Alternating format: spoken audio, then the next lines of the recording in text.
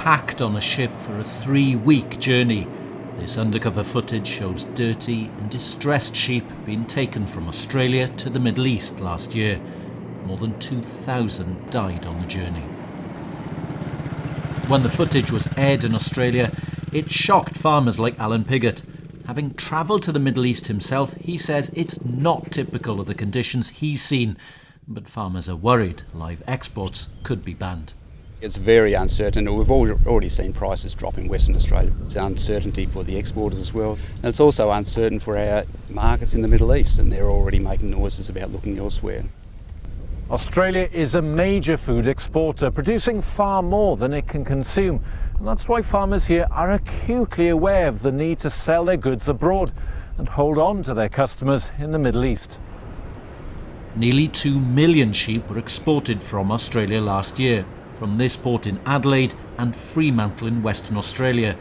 Kuwait and Qatar are the main destinations, with the ships crossing the equator into a different climate. This is not just one isolated incident. There have been many incidents with ships going into the Middle East, from an Australian winter to a Middle Eastern summer. The death rate is high, the rate of suffering of animals is high. Those animals are expected to experience heat stress.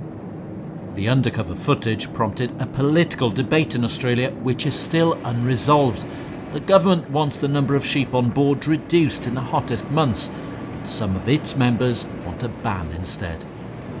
It may reflect a gradual shift in the public's attitude towards the farming industry. But I think it has to do with this idea that abuses are occurring, it's occurring offshore, but we're still responsible for it.